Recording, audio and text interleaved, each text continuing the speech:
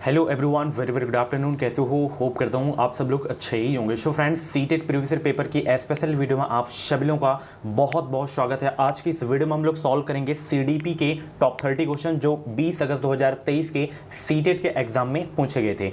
इसके अलावा अगर आप लोग ईवीएस के क्वेश्चन नहीं देखे हैं एंड हिंदी के क्वेश्चन नहीं देखे हैं तो आप लोग प्ले लिस्ट में जाके देख सकते हैं। सीटेट दिसंबर 2023 के नाम से प्ले लिस्ट होगी, इसमें आपको सारे के सारे क्वेश्चन मिल जाएगी।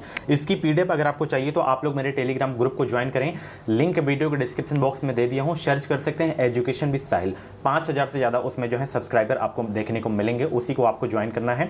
उसमें फिर आपको सर्च करना है सीटेट, केवल सर्च करेंगे तो उसमें 20 अगस्त करके आ जाएगा। सीटेट 20 अगस्त सर्च कर दीजिएगा, उसमें पेपर आ जाएगा, डाउनलोड कर लीजिएगा, इसकी पीडीएफ आपको मिल जाएगी। ओके ना, सभी को गुड आफ्टरनून। इस बार सीटेट क्वालिफाई करना है, यूपी टेट क्वालिफाई करना है तो अभी कभी चैनल को सब्सक्राइब करें। बिल्कुल फ्री में आप लोग की जो है तैयारी करवाई जाएगी, फ्री नोट्स दिया जाएगा, फ्री पीडीएफ, सारा कुछ कंटेंट दिया जाएगा इस चैनल के द्वारा। ओके ना, चलिए यहाँ पे देख सकते हैं। देखिए, आप सभी को पता है, मैं हर वीडियो में बताता हूँ कि सीटेट में क्या होता है। जैसे बाल विकास एवं शिक्षा शास्त्र के क्वेश्चन पूछे जा रहे हैं 30 क्वेश्चन, तो इसमें आपका 15 क्वेश्चन आपका कंटेंट रहेगा, 15 आपका पेडागॉजी रहेगा। हर सब्जेक्ट में 15 कंटेंट और 15 आपका क्या रहेगा, पेडागॉजी रहेगा। ओके ना, चलिए केवल लैंग्वेज में थोड़ा चेंज होता है। लैंग्वेज में क्या होगा, 15 आपका जो है पेडागॉजी होगा दोनों लैंग्वेज में, एंड 15 क्या हो जाता है उसमें पैसेज दे देता है। ठीक है, चलिए ग्रामर आपको नहीं देखने को मिलेगा लैंग्वेज में। पहला प्रश्न देखिए, जो कि इससे आता ही आता है, चाहे डिस्ग्राफिया हो, चाहे डिस्कैलकुलिया हो, डिस्मोर्फिया हो, इससे क्वेश्चन आता ही है। डिस्ग्राफिया एक क्या है बताइए सब लोग, डिस्ग्राफिया एक क्या है? तो नोट कर लेना, डिस्ग्राफिया एक तंत्र की जो है विकार है जिसकी विशेषता अक्षरों और आकारों को बनाने में कठिनाई है। कुल मिलाकर डिस्ग्राफिया का संबंध है लिखने से, बोल सकते हैं। ठीक है, तो यहाँ पे आपका तीसरा वाला बिल्कुल करेक्ट हो जाएगा। डिस्कैलकुलिया पूछे तो गणितीय विकार से संबंध होता है। डिस्मोर्फिया, डिस्मोर्फिया भ्रम, अगर भ्रम हो जाए, जैसे आप लोग मुर्गा देख लिए और दूसरा पक्षी बिल्कुल उसी तरह का और देख लिए तो भ्रम हो गया, ठीक है ना, तो ये होता है डिस्मोर्फिया। भ्रम वाली स्थिति आ जाए तो डिस्मोर्फिया हो जाता है। बाकी सब कुछ पढ़ाऊंगा जब टॉपिक वैसी क्लास स्टार्ट होगी। इससे क्वेश्चन आता ही आता है, कम से कम 4 से 5 क्वेश्चन आपको हर सेक्शन में देखने को मिलेंगे। ठीक है, चलिए सी आपका बिल्कुल करेक्ट हो जाएगा, यानी कि तीसरा। अगला प्रश्न पूछा गया था, प्रतिभावान बच्चों को शिक्षित करने का जो है उपागम जो उन्हें असामान्य रूप से तीव्र गति से जो है पाठ चर्चा के माध्यम से आगे बढ़ाता है, क्या कहलाता है? विभेदित निर्देशन, संवर्धन, त्वरण या विसर्जन? बताइए सब लोग। चैनल को सब्सक्राइब जरूर कर लेना, जो भी सीटेट फॉर्म की अपडेट आए, जो भी यूपी टेट फॉर्म की अपडेट आए, वो अपडेट आपको मिलती रहे हमारे चैनल के माध्यम से। तो प्रतिभावान बच्चों को शिक्षित करने का उपागम जो उन्हें असामान्य रूप से तीव्र गति से पाठ्य चर्चा के माध्यम से आगे बढ़ाता है, क्या कहलाता है? त्वरण, गतिवर्धन भी आप लोग बोल सकते हैं। तो यहाँ पे आपका तीसरा वाला बिल्कुल करेक्ट हो जाएगा। अगला प्रश्न यहाँ पे देख सकते हैं, पूछा गया था कि शिक्षक जो समावेशी कक्षाओं की दिशा में काम कर रहे हैं उन्हें चाहिए कि वे क्या करें? पाठ्य चर्चा में अनुकूलन करें, या विविध दृष्टिकोण को शामिल करें, या अपने स्वयं के अंतर्निहित पूर्वग्रहों की जांच करें, या विविधता को एक बाधा के रूप में देखें। बताइए इसका क्या राइट आंसर होगा? सभी को गुड आफ्टरनून भाई, वीडियो को लाइक कर देना। 50 लाइक कंप्लीट हो जाना चाहिए इसमें, 50 लाइक, ज़्यादा नहीं, 50 लाइक कर दीजिएगा बस। तो यहाँ पे आपका जो होगा पहला, दूसरा, तीसरा आपका हो जाएगा। ठीक है, चलिए देखिए, इसमें मैं पेपर में टिक मैंने ही लगाया हूँ, जो पेपर बच्चा दिया था भाई वही टिक लगा दिया था। ठीक है, यहाँ पे आपका जो है तीसरा वाला, दूसरा वाला आपका बिल्कुल सही हो जाएगा। अगला प्रश्न यहाँ पे देख सकते हैं, शैशवावस्था में सामाजिकरण जो है डैश संस्थाएं प्रमुख रूप से महत्वपूर्ण हैं, जबकि प्रारंभिक बाल्यावस्था में सामाजिकरण की डैश संस्थाएं भी महत्वपूर्ण हो जाती हैं। बताइए कौन सा इसका राइट आंसर होगा? प्राथमिक, माध्यमिक आपका सही हो जाएगा, यानी कि प्राथमिक संस्थाएं और माध्यमिक संस्थाएं भी इसमें महत्वपूर्ण हो जाती हैं। चौथा का दूसरा आपका बिल्कुल करेक्ट हो जाएगा। अगला प्रश्न यहाँ पे देख सकते हैं, लेव वाइगोस्की के अनुसार क्या होना चाहिए? लेव वाइगोस्की के अनुसार, तो लेव वाइगोस्की के अनुसार जो है भाषा विकास संज्ञानात्मक विकास को सुगम बनाता है। लेव वाइगोस्की के अनुसार भाषा विकास संज्ञानात्मक विकास को सुगम बनाता है। 5 का डी आपका बिल्कुल करेक्ट हो जाएगा। अगला प्रश्न यहाँ पे देख सकते हैं, पूछा गया था कि लॉरेंस कोहल वर्ग के नैतिक तर्क के किस स्तर पर बच्चे आमतौर पर मानते हैं कि लोगों को समाज की अपेक्षाओं पर खरा उतरना चाहिए और अच्छे तरीकों से व्यवहार करना चाहिए? बताइए क्या है इसका राइट आंसर? सभी लोगों को गुड आफ्टरनून। राइट आंसर देने का प्रयास करेंगे, कोशिश किया करें ज़रूर आप लोग। तो लॉरेंस कोहलबर्ग के नैतिक तर्क के किस स्तर पर जो है बच्चे आमतौर पर मानते हैं कि लोगों को समाज की अपेक्षाओं पर खरा उतरना चाहिए और अच्छे तरीकों से व्यवहार करना चाहिए, तो वो आपका हो जाएगा कौन सा स्तर, पारंपरिक स्तर हो जाएगा। ठीक है, यहाँ पे आपका तीसरा वाला बिल्कुल करेक्ट हो जाएगा।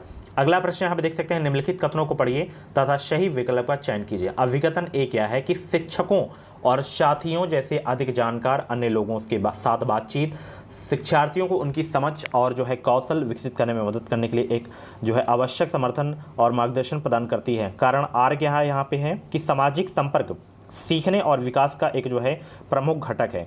तो इसमें देखना ए आर दोनों सही है, बट क्या है कि आर ए की सही व्याख्या है, इसमें आर ए की सही व्याख्या है। ठीक है, यहाँ पे आपका जो है बी वाला बिल्कुल करेक्ट हो जाएगा।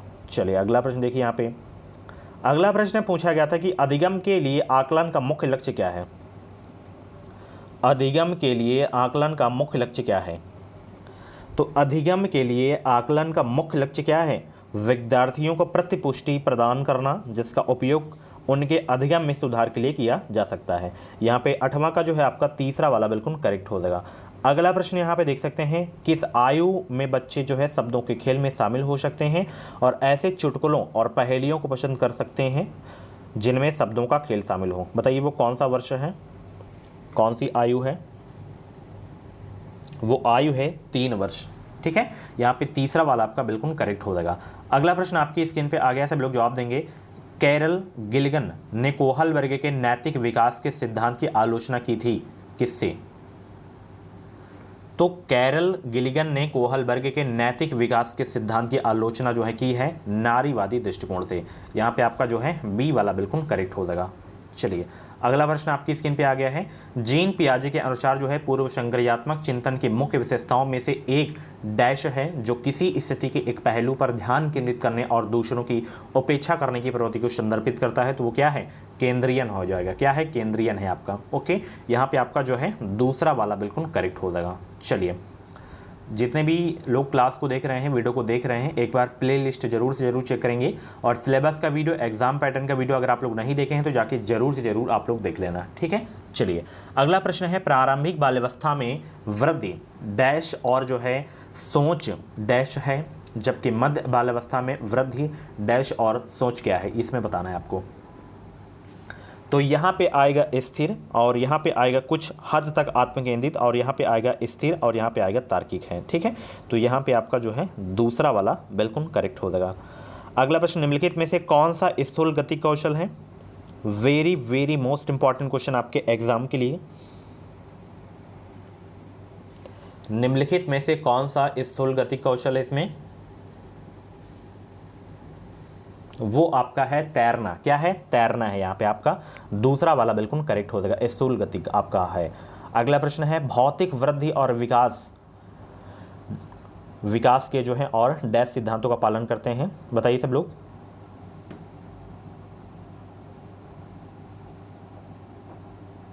भौतिक वृद्धि और विकास के यहाँ पे शीर्षगामी यानी कि अवरोही और समीपस्थ से बाहरी और जो है सिद्धांतों का पालन करते हैं। यहाँ पे आपका जो है दूसरा वाला करेक्ट हो जाएगा। अगला प्रश्न देखिए, हार्वर्ड गार्डनर के अनुसार एक दर्शन शास्त्री के पास डैश प्रकार की बुद्धि और मूर्तिकार के पास जो है डैश प्रकार की बुद्धि की मात्रा अधिक होती है। तो बताइए एक दर्शन शास्त्री के पास किस प्रकार की बुद्धि और मूर्तिकार के पास किस प्रकार की जो है बुद्धि की मात्रा अधिक होती है, आपको बताना है।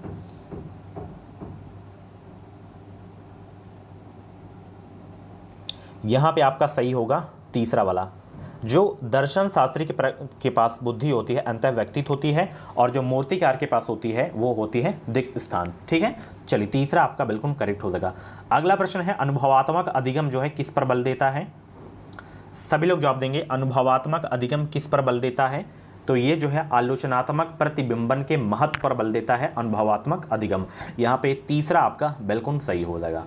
अगला प्रश्न देखिए, यहाँ पे बच्चों में समस्या समाधान कौशल को बढ़ाने के लिए निम्नलिखित में से कौन सा प्रभावी तरीका है? इसमें जो आपका होगा कि बच्चों में समस्या समाधान कौशल को बढ़ाने के लिए निम्नलिखित में से कौन सा प्रभावी तरीका होगा कि उन्हें बुद्धिमंथन करने और सहज अनुमान लगाने के लिए अवसर देना चाहिए। मैं बता दूं, जैसे आप लोग डेली क्लास देखेंगे ना तो कुछ ट्रिक्स भी बताता जाऊँगा, जैसे मिलेंगे वैसे मैं आपको बताता जाऊँगा। देखना, अगर क्वेश्चन आपका पॉजिटिव हो, नेगेटिव ना हो आपका, ठीक है ना। अगर ऑप्शन में आपको जो है अवसर दिख जाए, क्या दिख जाए, अवसर दिख जाए, तो वो 100% आपका सही हो जाता है।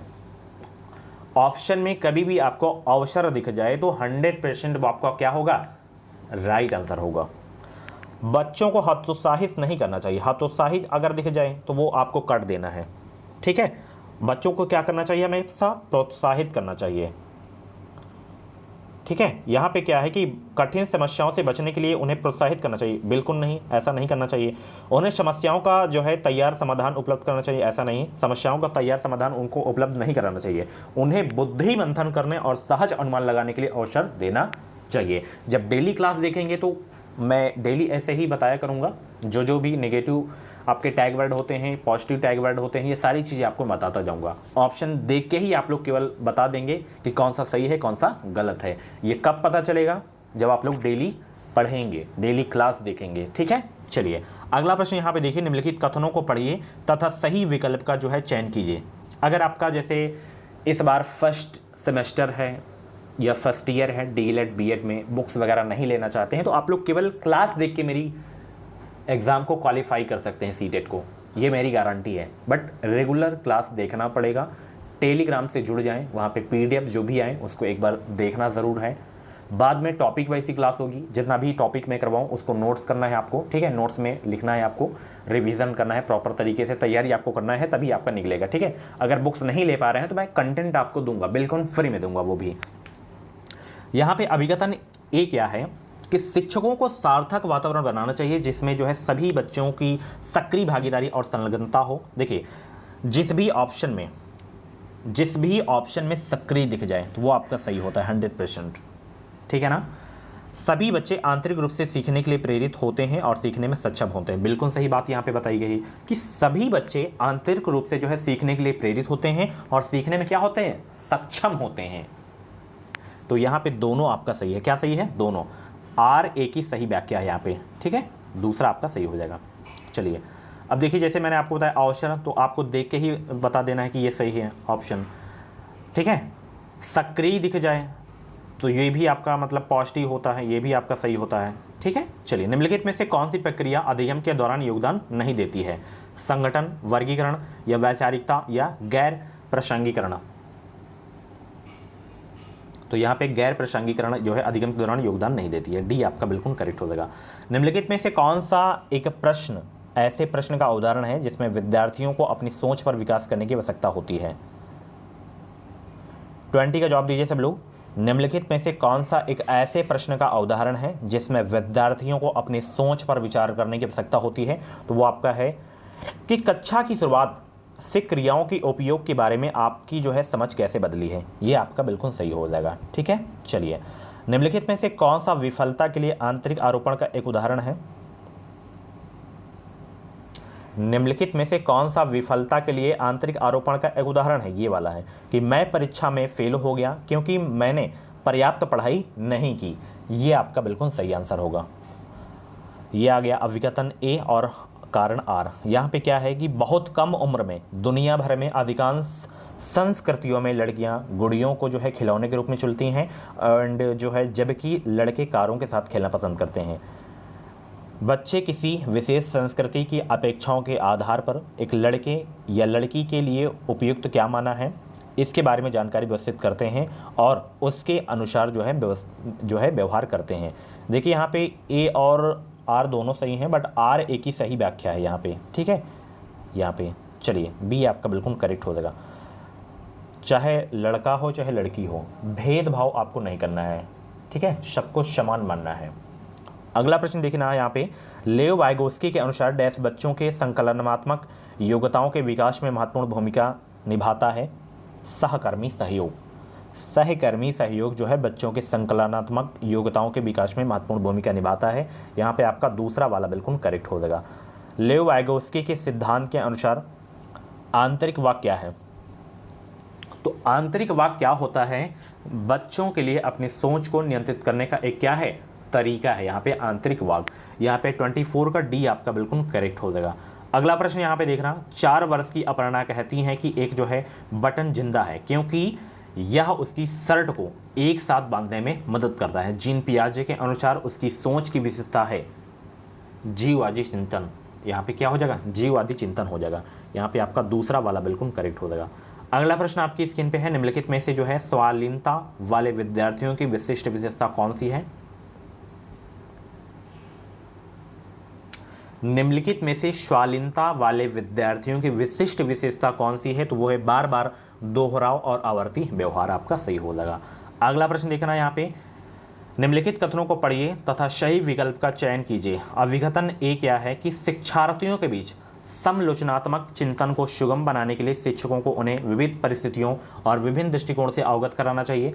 कारण आर क्या है कि जब विद्यार्थी विविध मतभेदों के जो है बीच बातचीत में संलग्न होते हैं तो वे समालोचनात्मक और रचनात्मक रूप से सोचने की अपनी क्षमताओं को सीखते और जो है समृद्ध करते हैं। तो यहाँ पे आपका सही क्या है, ए व आर दोनों सही हैं, आर ए की सही व्याख्या यहाँ पे है। ठीक है, चलिए अगला प्रश्न देखिए, निम्नलिखित में से जो है अधिगम का प्राथमिक लक्ष्य कौन सा होना चाहिए?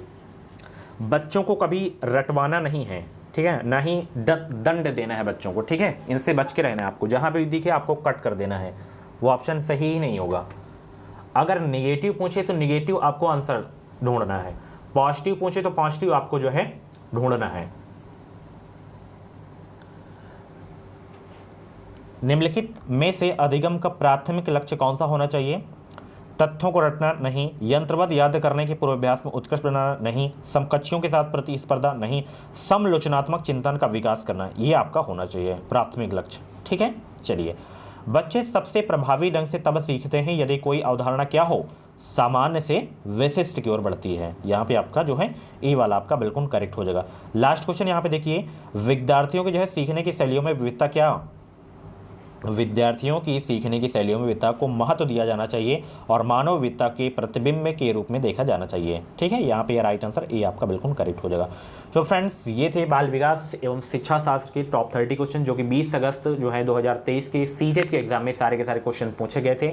ईवीएस हिंदी का क्वेश्चन अगर आप लोग नहीं देखे हैं तो जाके प्ले लिस्ट में देखिए, इसकी पीडीएफ आपको टेलीग्राम ग्रुप पे मिल जाएगी। कुछ भी डाउट्स है तो ये मेरा व्हाट्सएप नंबर है 7905632533 पे आप लोग मुझे व्हाट्सएप मैसेज कर सकते हैं। एंड बेस्ट बुक के बारे में जानकारी चाहिए तो इसकी एक मैं स्पेशल वीडियो बनाया हूँ, प्ले लिस्ट में आपको वो वीडियो मिल जाएगी। Okay, thank you so much. अपना फीडबैक ज़रूर देना, बिल्कुल फ्री में तैयारी के लिए अभी कभी सब्सक्राइब करें, अपने अदर फ्रेंड के साथ अपने अदर ग्रुप में शेयर करें ताकि और सारे बच्चों को हेल्प मिल सके। Thank you so much.